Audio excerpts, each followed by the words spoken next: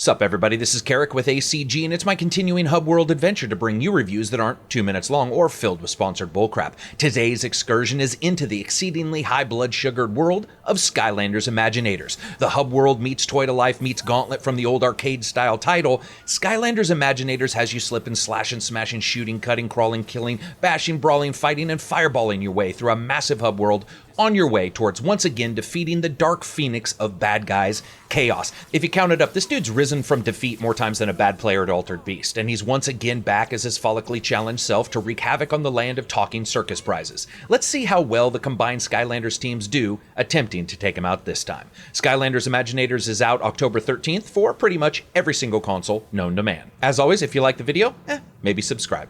So here's my review for Skylanders Imaginators, ESPN Skylanders Fight Clubs. Oh wait, where's Disney Infinity? And Bobcat Goldthwait in his native form. Graphics are up first. Recipe for success. Add one kid with a dump truck full of Crayola crayons, mix in 1/2 of those novelty Create-A teddy bear shops, and then quickly throw in 2 pounds of pure sugar and cocaine cake form, and you have what I like to call diabetes vision. And that, my friends, is pretty much Skylanders in a nutshell. Skylanders has never been afraid to throw some color on screen, and that tradition really holds here with an almost delighted, childlike attempt to get as much color on screen as humanly possible. Now, if it didn't work out so well, it'd be a Crayola dumpster fire, but somehow it does, and the heavy, thick colors add this weighty, saturated saccharine feel to the game that only titles like, let's say, Viva Pinata and very few others have ever really hit successfully without looking like some kind of LSD trip. Now, texture work's always been good to excellent in these titles, and for a title like this with this many large number of locations to explore, it still holds up rather well, though there are a number of lower detail textures in some spots. That's not to be mistaken for the cartoony way in which the title is presented. But what continues to impress here is the outstanding character design and modeling from both the main Skylanders that enter the fray, from the new set of playable villains like the Queen and Wolfgang, to the outstanding and astounding number of combinations and characters you can put together in the game's new Create-A Skylander system called Imaginators, which of course gives this game its title. When it comes to design, think what you will of Toys to Life titles, but Skylanders absolutely has the chops there. Now, I think this is seen most notably not in the already excellent main Skylander designs, but in the created Imaginators themselves. There are very few customization titles out there with this number of options, and few and far between are the titles where creating a character doesn't begin to look a bit like you're making a bunch of Dennis Rodmans, going all out on all the sliders and choices just to make your little 3D monster look memorable against a game's main characters that always seem to have that level up in the cool factor compared to you. Now here, with over 1,000 items from breastplates to backpacks, with a bevy of highly detailed coloring options all the way down to tertiary highlights, the worry I had that this would be technically like creating your cartoon second-class citizen quickly turned into, yeah, I'd rather play my winged half-robot, half-mystical, energy-driven, top-hat-wearing, one-liner dropping double sword wielder than any of the main characters in Skylanders. Now that's a kudo to them right there. Simply second to none character creation, and I love that. Lastly, world design. While past Skylanders titles have really gone for a more connected and robust overland-style exploration map, Imaginators goes all out with both horizontal exploration on the main map as well as vertical, meaning that the game world really has 2 major places to explore. The huge map, which includes the smaller but more navigatable Academy, and the hub worlds themselves, with a massive number of story, character, and hidden locations. Many, yes, are tied to specific elements as in past titles. Each time a Skylanders comes out, I am consistently ready for the artistic quality to drop. And while some of the first locations aren't as eye-pleasing as, say, starting Sugarland locations in Trap Team or Superchargers, the title relishes in the long game here, offering more and more eclectic fare as you progress in the title. It also runs incredibly well, though sometimes during a cutscene or a long sweep I did see an occasional drop frame or two. Excellent work throughout. Sound, music, and voice. Start that!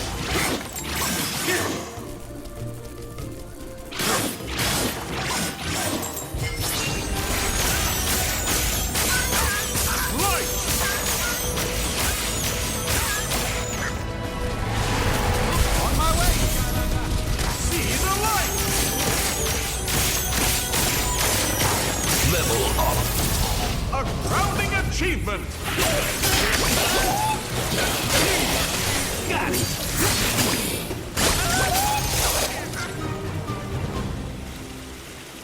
Keep your friends close and your enemies sliced up. And of course, sound is up first here.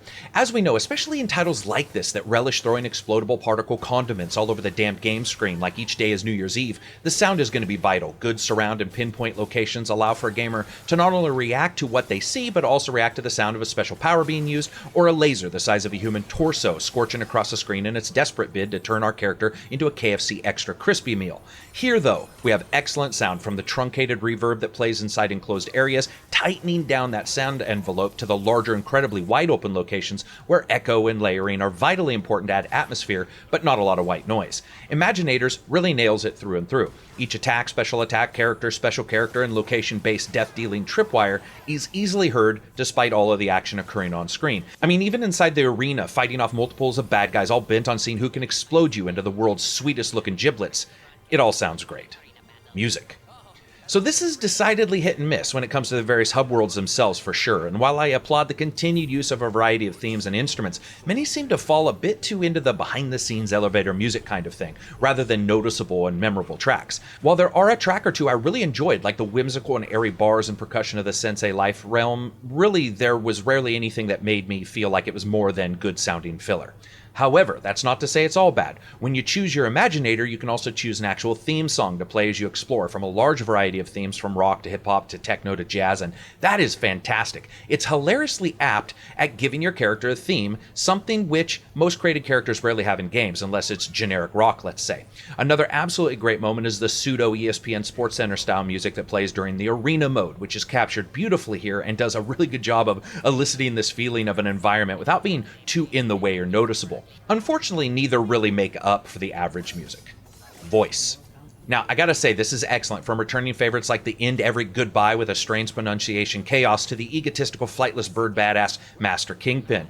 Every Skylander, old and new, is nailed. But once again, it is the Imaginators that surprise me. As you progress, you unlock not only voices but modulators, but also the beginning and ending of particular one-liners, and there are hundreds of combinations. This allows you to not only mix and match an incredible number of voice types, but if you want an evil scientist that sounds like he's bent on the ruination of the world saying, "Behold the power of my bananas," you can do that. While one or two had a slight issue with mismatching pronunciation or timing, the package was infinitely customizable.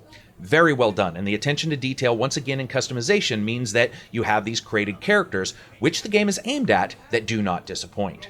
And now the Bigdog gameplay. Listen, I can only imagine what the development meeting for this must have been like. Hey, listen guys, I got an idea. Let's make it like Goonies plus the Isle of Dr. Moreau, run through a saccharine filter, and then shove down a Diablo-like gameplay loop. In the end, though, that is pretty much what they got. We do have a changing of focus in this Skylanders title. A bit about story for a second. Chaos, who can't keep his strangely oversized hands out of anything, discovers something called mind magic, which is basically what the world of Skylanders was created with. Chaos releases it into the game world and begins creating Doomlanders, which are class-based bad guys. And of course, the Skylanders, in a bid towards manimal-based mutually assured destruction, create the Imaginators and bring them some characters from the other titles as senseis to train them. Now here's the split of playable protagonists. Normal Skylanders from the past games, senseis, which are masters of particular fighting styles and are also characters from the past games, or new ones like some of the villains, and Imaginators, which are separated by 10 classes. Now the standard pack includes 2 senseis and a creation crystal, which holds your Imaginator data. And what follows is a 30-plus hour game of Gauntlet run through a damn sugar factory.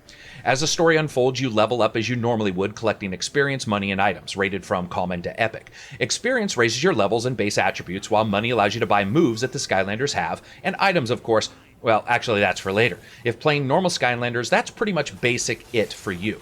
Now, if you have senseis and Imaginators, it becomes a bit more complex. First, every time a new sensei is put on the portal, it raises the level cap of your Imaginators and sometimes unlocks a special move that they can teach Imaginators that follow their specific class, like Basher. There are also sensei shrines around the world, one for each sensei, and if you find that, you unlock an uber move for the senseis themselves. And of course, only the sensei that matches the element can open that door. Around the game world, there are also battle gongs, which a sensei can trigger a massive battle, and if you win, the rewards are commensurate. And sensei realms, where a small adventure awaits for each one of them.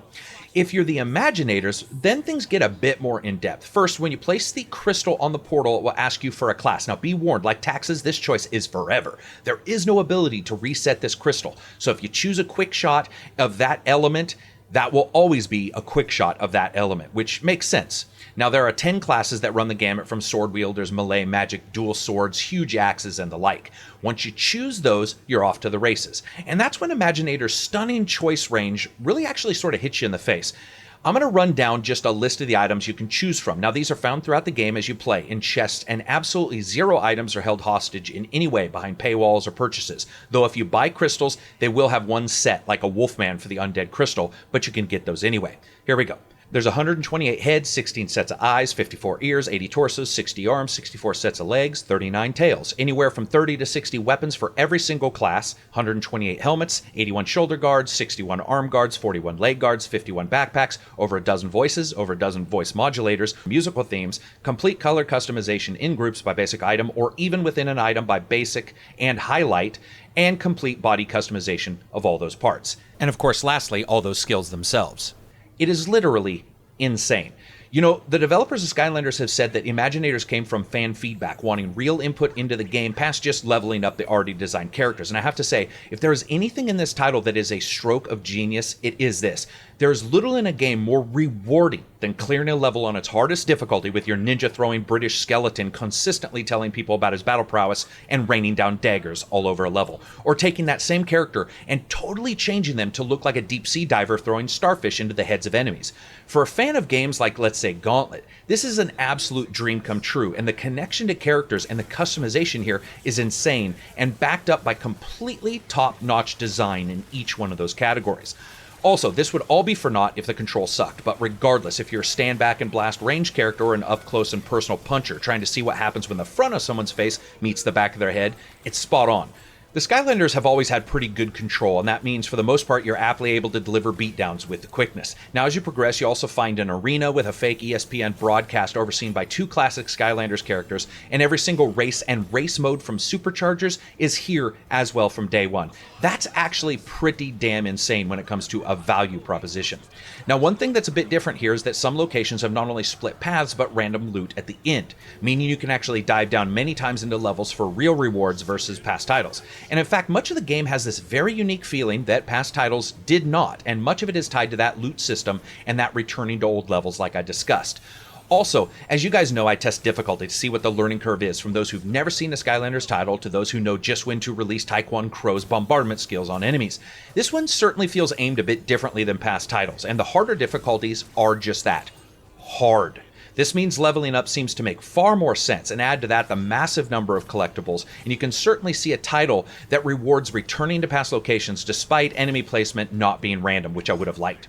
Also, everything including the Trap Team crystals are backwards compatible in specific areas, so everything you have from past games works in some way here. Now that doesn't mean everything is skittle-colored archer rainbows. Gone is the more cohesive center structure story, and instead it's replaced a bit by a confusing meandering set of plot devices that are so apparent the game even pokes fun at the myriad times you're doing strange things to solve puzzles. But it's like The Simpsons teasing Fox. After a while it feels forced because no one has any clue what else to say, they just want you to pay attention.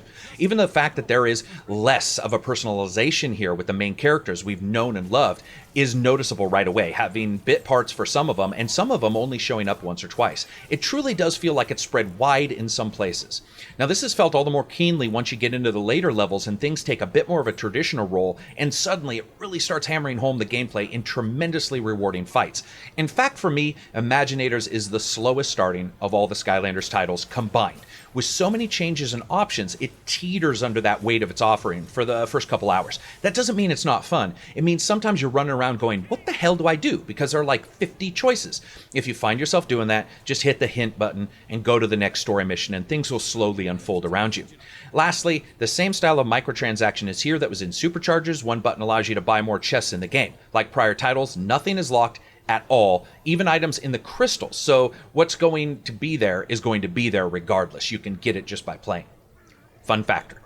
Yeah, it's actually a blast. There's literally so much here that, as I said, it can feel cumbersome at first, but you're looking at a fairly huge change in a series of game titles, one that doesn't quite show you that big change right away, but once you jump into it, you feel it. And while you do need a crystal for each class you want to be, which is the way the company continues to make money on the figurines, the fact that these characters can be, time and again, infinitely customizable is insane, and you can feel the focus moving away from just the cartoon-based characters to those that the actual players get to create. And there are very few games that I can think of right now that is anywhere like that. It's not a perfect handoff, but it is a rock-solid one. As you guys know, I rate games on a buy, wait for sale, rent, or never touch again rating scale. At $74.99 for the standard package, this includes one customizable character of any kind, as well as 2 senseis and your portal. And again, all portals actually work. They're backwards compatible, which is crazy. This is a buy for sure. It is a particular style of game, so people who don't like these type of games won't see any actual value in getting those items. But as a gamer who likes these kind of games, I do. The game has a fantastic amount of playability, an unlimited amount of customization, and is playable multiple times across the different difficulties, and you actually see that ranged up as you choose those higher difficulties. Additionally, the ability to increase those level caps and introduce the senseis with their own aspects of gameplay really increases the usefulness of the title. In fact, past Skylanders, I've always discussed what you get versus the monetary amount that you're asked for. And I've always felt that sometimes it was a little bit more and a little bit less, but it never really felt like a ripoff. Here, this is the first one where I can say without a shadow of a doubt, there is an unbelievable amount of content if you like these games. Again, if you don't, why are you even listening to this? So as always, I hope you guys liked the review. If you did, give it a thumbs up. If you didn't, give it a thumbs down. Hey, check out Patreon and Twitter. That's how I keep giving you reviews like this. If you want reviews that aren't 2 minutes long and filled with sponsored bullshit, stick with ACG. Peace out and enjoy your week.